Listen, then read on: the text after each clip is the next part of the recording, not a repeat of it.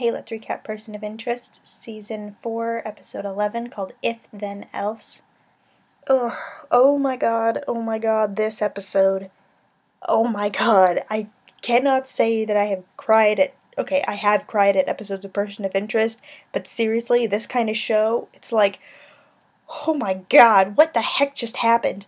So, originally, I did not know the premise of this episode at all. I didn't know the structure, and so, you know, it starts off, the stock exchange is crashing, and Harold has a way, or Root has a way, the machine found a way to save it from going into economic crisis. And so you got Root and Harold with the briefcase and the know-how in order to save the world, basically. And then you got John and Fusco coming to their aid at the World Trade Center, and they're gonna plug it into the main laptop, which happens, like, on the second floor, not on, like, the main floor with all the people, but where most of the trades are made, which is, like, digitally, in this tiny little room with all these computer databases. And so that's where their plan is. Unfortunately, the Samaritan agents are right behind them. They got, the blonde woman with the gun and the other guys with the guns, and they're splitting up, and they find out that this is a trap. So, as we know, Shaw from last episode, she was like, screw it, I'm not hiding underground anymore, I'm going to go help our irrelevant numbers. And so she's saving this financial guy from committing suicide, and then she ends up on a train in order to get the code for the little room from one of the officers. And so he's on the train, she's got to get the code from him, but she runs into a problem when the guy straps a bomb to his vest. This guy who is also in the financial industry, and he's lost everything, and he just hates his life, he's feeling alone, and he wants to blow up the train because he wants to blow up himself. So that's Shaw's predicament. And once, the machine gang get into the elevator and they get down to the floor, they realize it's a trap, and they run into this room, they lock the door, and now we need a way out. So John says, what a time for your machine to go on the fritz, Harold. And Harold's just like, give it time, the machine has a lot on its mind. And that's when we see the machine start running through its options. And so what happens is, the machine goes through all of the thousands of millions of ways that this situation could turn out, how many strategies it could use to get its agents out of there. And so what the structure of this episode is following up what happens in option 1, what happens in option 2, what happens in the third option, and then finally putting into play the option that it chooses. However, when you watch this, you don't know, and so you think that what happens in the first act is what happens, and it doesn't that option is not a valid option, because people die. Well, people die in every option, but yeah, it's just kind of crazy when you first see it. So option 1 is Root and Harold go into the little room, and Fusco and John try to find their escape route. And so what happens is, they pass the picture, which, Harold likes, and then it gets destroyed. Aw, very funny. But then they get to the room, and Shaw does not have the code because the guy is going to blow everybody up, and, Harold and Root don't know how to talk the guy down. Shaw has to shoot him before he blows up the train, and then she gets arrested, so they don't get the code, and they have to crash in there. And at the same time, John and Fusco are trying to, outwit the Samaritan operatives who have cornered them. So they're all cornered by the operatives, on both sides. And Fusco and John are back to back, remember the Alamo, we're gonna go down fighting. And then what happens is, the other Samaritan operatives shoot in the room, and Harold gets shot, and he dies, and that's when I'm like, holy crap, this did not just happen. What? No, Harold cannot die. And, the machine comes up, admin terminated, not valid option. And then it revamps and is like, okay, so let's try a different option. I'm like, holy crap, that didn't just happen.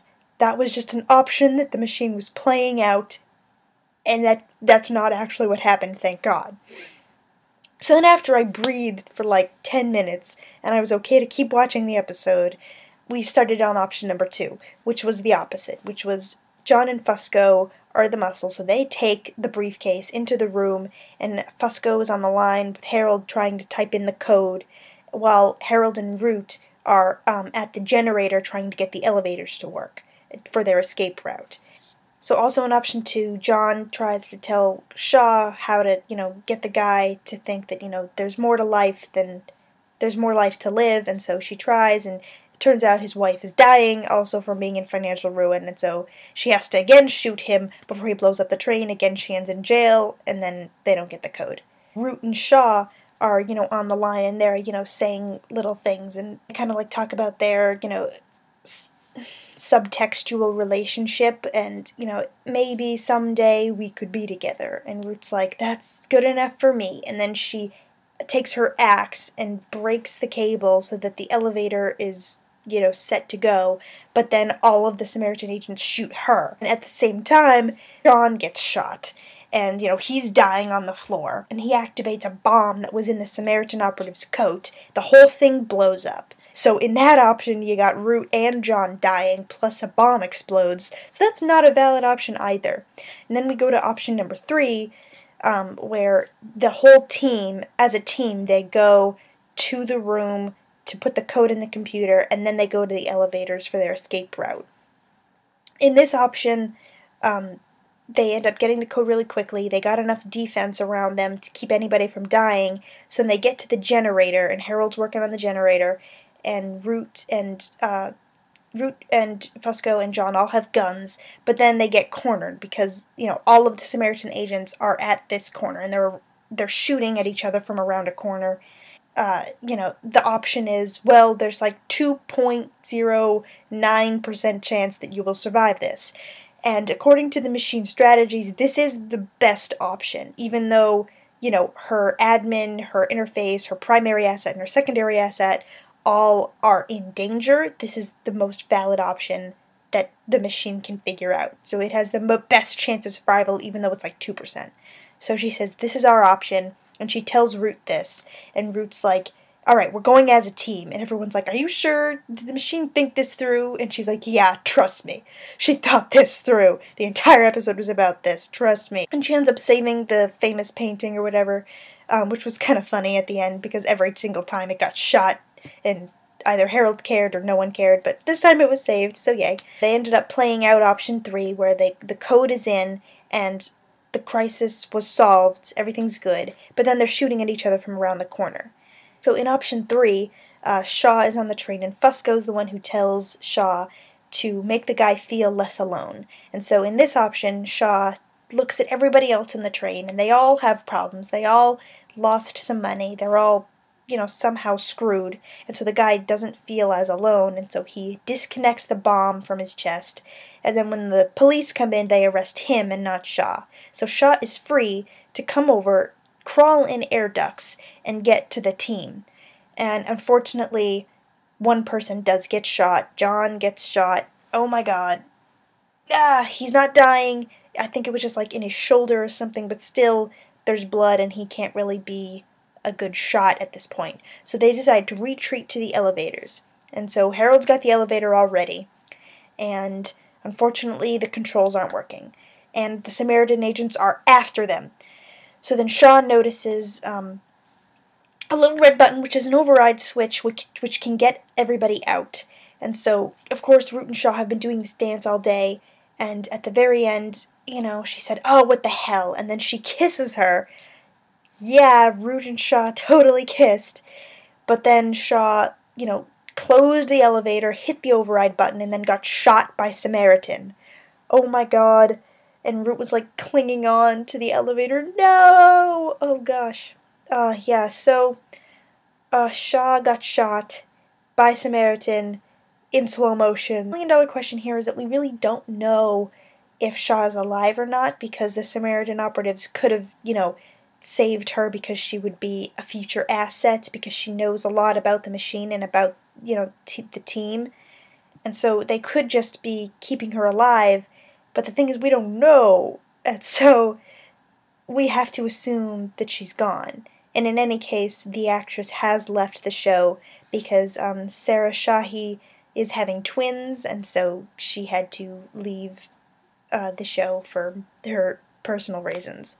As of right now, Shaw is not going to be back, and unfortunately Samaritan is still after everybody. John just got shot, and, well, the Cold War is still hot.